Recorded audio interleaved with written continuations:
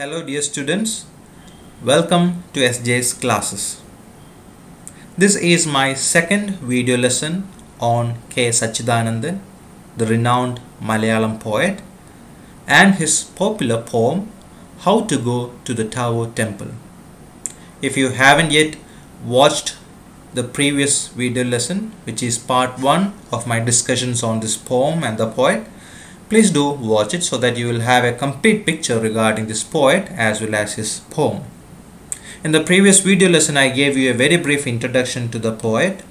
I spoke about some of his popular works and also the nature of his poetry. I also discussed some of the honors that were bestowed upon him. I also gave you a short introduction to the poem How to Go to the Tao Temple and also discussed the first stanza of this poem.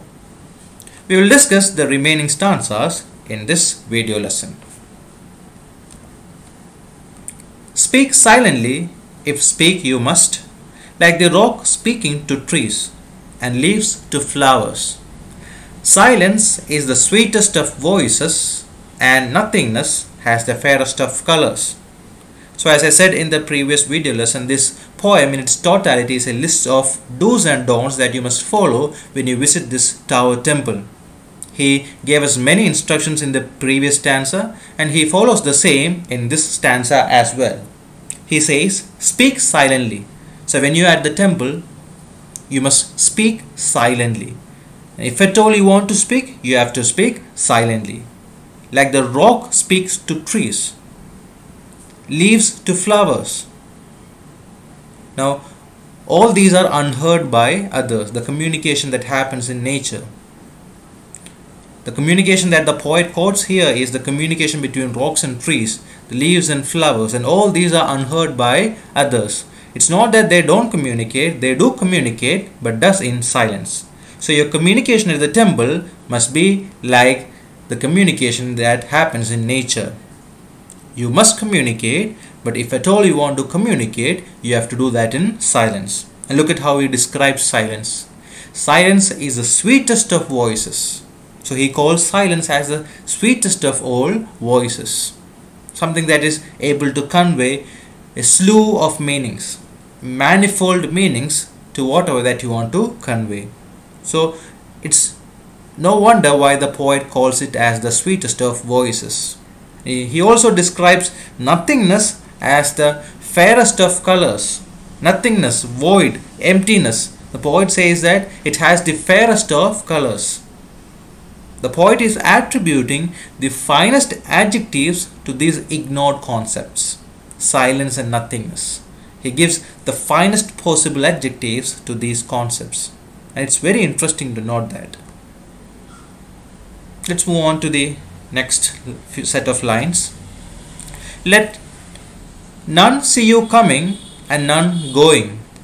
Cross the threshold shrunken like one crossing a river in winter. You have only a second here like melting snow. No pride, you are not even formed.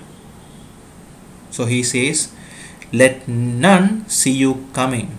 So you don't have to be a crowd puller or try to make yourself as the center of attraction. Let no one see you coming. You come, visit, and you leave. You don't have to make so much of a hullabaloo about it. So let none see you coming and none going.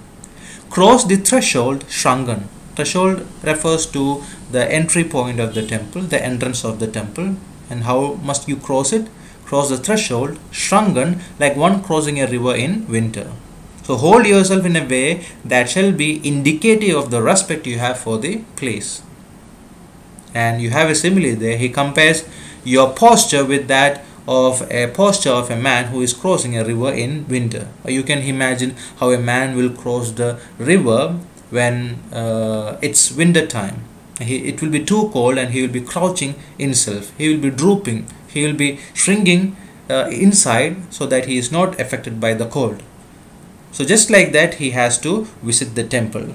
Now probably the poet is trying to convey that the posture must indicate your respect for the place. You have only a second here, fleeting as melting snow. So you have a very limited time to spend over there. It's temporary, it's transient, it lasts for only a very short time. So you have to be very much, you must understand that you have only very little time over there. So he asks us of something. No pride. You're not even formed. So you don't have to give yourself unreasonable self-esteem. You don't have to think very high about you. You don't have to think high about yourself. Your time in this space is very limited. You pass away just like that, so you don't have to carry so much of pride in yourself.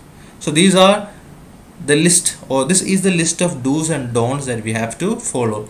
Now, many of the things might pertain to the visit that one conducts to this temple, but you can also apply it to your life, how you live your life. You can take these advice even for the conduct of your life. Let's move on to the next stanza. No anger, not even dust is at your command. No sorrow, it doesn't alter anything. Renounce greatness. There is no other way to be great. Don't ever use your hands. They are contemplating not love but violence. So the poet says no anger. So you don't have to be proud about yourself. You don't have to give yourself unreasonable self-esteem and think very high about you. And also no anger. Not even dust is at your command. Now this line shows how insignificant we are. Our anger is too insignificant, because even the tiniest element of nature is not under our command. It's under somebody else's command. So you don't have to be proud and you don't have to be angry. Now, no sorrow as well. Why? Because it doesn't alter anything. It doesn't change anything. Even if you stick on to your grief, it will not change anything. So you don't have to stick on to your grief. No need of prolonged grief. And he asks us something else. He asks us to renounce greatness. Renounce means to give up. Give up greatness. And he says there is no other way to be great. So that is the best way to be great. How? By renouncing greatness. By giving up greatness. Don't ever use your hands. They contemplate not love but violence. Poet here picturizes how human beings are engaged more in the act of violence than in the acts of love for humanity. So don't ever use your hands. Don't ever use your hands when you are there at the temple, because they contemplate not love but violence. Let the fish lie in its water and the fruit on its bow. The soft one shall survive the hard, like the tongue that survives teeth. Only the one who does nothing can do everything. Let the fish lie in its water and the fruit on its bow. So let all living organisms enjoy its habitat. Let none be replaced out of their space of living. Let the fish lie in its water and the fruit on its bow. So let them belong to where they actually belong. He says this, the soft one shall survive the hard.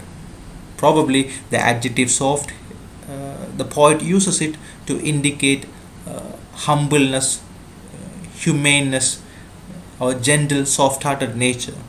So probably the poet is trying to convey that only by being humble, humane, gentle, soft-hearted, you will survive. Hard-hearted people will not survive in the long run, just like the tongue and the teeth. Only the ones who does nothing can do everything. So this is quite confusing over here. Why the poet says that? Why the poet says that only the one who does nothing can do everything? Probably the poet is hinting at the potential that one has. One has to do magical things. And also the poet might be referring to people who do less and speak more. So it's the other way around, that it has to happen. You have to speak less and you have to do more. Perhaps the poet is also hinting at that. So So you have to be a person who talk less and does more, because you have infinite ability to do many things you want. And finally, the poet ends the poem by stating that, go. So now it's time to visit the temple. I have given you enough instructions. Now you can go to the temple and you can meet the deity. Go, the unmade idol awaits you. Unmade means unfinished. So go, the unfinished idol awaits you. Now you are ready, you can visit the temple. But there is a slight problem. The idol is actually unfinished. Probably the poet is trying to convey the fact that it's our thinking, it's our way of life, it's our manners and habits that create God in us as well as for everybody. So you have to be careful about what you do in life and what you don't do in life. You have to do certain things and you mustn't do certain things, so that you can actually experience this deity. You can actually experience God. You can be at this spiritual place and you can actually feel this spiritual experience. So basically this poem is a list of do's and don'ts, and all this is connected with a religion as well as a temple. But when you take this poem out of the context, you can actually state that the poem is actually a guide to how to live your life. Now you have to do certain things and you mustn't do certain things, so that you can finally experience that spiritual relish. You can go through that spiritual relish in life. So thank you so much for listening to me and watching this video lesson. With this we come to the end of the poem How to Go to the Tao Temple by Satchidanandan. Thank you.